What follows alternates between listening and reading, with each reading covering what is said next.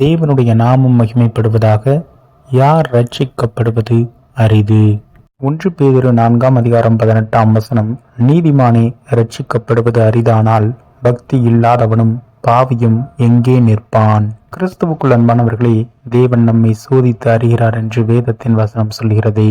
அவர் சோதிக்கும் பொழுது நாம் சோர்ந்து போகாது, என்றென்றும் அவருடைய பரிசுத்தத்தில் நிலைத்திருக்கத்தக்கதாக மாம்சமாக விதைக்காமல் ஆவிக்குரியவர்களாக விதைக்க நாம் அழைக்கப்பட்டிருக்கிறோம் என்பதை மனதில் நிலைநிறுத்தி கொண்டவர்களாக காணப்படுகிறோமா? அனைத்திலும் நாம் ஜெயம் கொள்ளுகிறவர்களாக காணப்படுகிறோமா?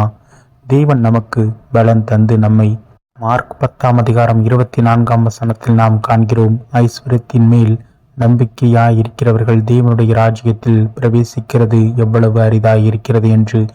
நம் வாழ்வில் நாம் ஐஸ்வர்யத்தின் மேல் கண்களை வைக்காது ஜீவனுள்ள தேவன் மீது என்றென்றும் நம்பிக்கையை வைப்போம். பரிசுத்த வாழ்விற்கு அவருடைய வார்த்தை நம்மை அழைத்துச் செல்லும். ரோமர் 6:19 உங்கள் மாம்ச பலவீனத்தின் நிமித்தம் மனுஷர் பேசுகிற பிரகாரமாய் பேசுகிறேன்.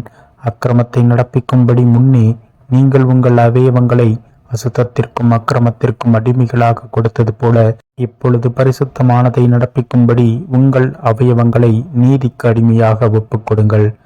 கிறிஸ்துவின் விசுவாசிகளாகிய நாம் நம்முடைய வாழ்வில் நமக்கு எதிராக செயல்படும் சத்துருக்களின் சோதனைகளில் இருந்து நாம் தப்ப தெளிந்த புத்தி உள்ளவர்களாகவும் ஞானம் உள்ளவர்களாகவும் பரிசுத்த நடக்கையோடு நம்மை காத்து கொள்ளத்தக்கதாக பலவீனமாகிய நம்மை தேவனிடத்தில் அர்ப்பணிக்கும் பொழுது அவர் தன்னுடைய பலத்தினாலே நம் பலவீனங்களை நீக்க வல்லவராக இருக்கிறார். நாம் தேவனுடைய வார்த்தைக்கு இணங்க தேவனிடம் நம்மை தாழ்த்தி அர்ப்பணிப்போம். தேவன் அவர்களை பார்த்து கொள்வார்.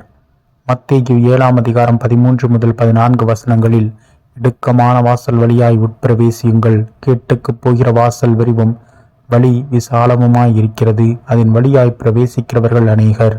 ஜீவனுக்கு போகிற வாசல் இடுக்கமும் வழி நெருக்கமுமாயிருக்கிறது, அதை கண்டுபிடிக்கிறவர்கள் சிலர். கிறிஸ்துவுக்குள் பிரியமானவர்களே, தேவ நம்பிக்கை கொண்டவர்களாக இருந்து கேட்டுக்கு விலக்கி நம்மை காத்து கொண்டு பாவத்தை விட்டு ஓடுவோம். பரிசுத்தத்தில் நிலைத்திருப்போம். தேவனுடைய ராஜ்யத்திற்குள் பிரவேசிக்க நம்மை நாம் அர்ப்பணிப்போம். நீதிமானாக காணப்பட ஐஸ்வர்யத்தின் மேல் கண்களை வைக்காமல், பொறாமை கொள்ளாமல், மாம்ச இச்சையில் விழுந்து போகாமல், நித்திய ஜீவனுக்கு ஏதுவாக நாம் நம்மை கரைதிரையற்றவர்களாக காத்துக்கொள்வோம். இயேசு கிறிஸ்துவை விசுவாசித்து அவர் சிந்தை உள்ளவர்களாக நம்மை நாம் காத்துக்கொள்வோம். ஆமீன்.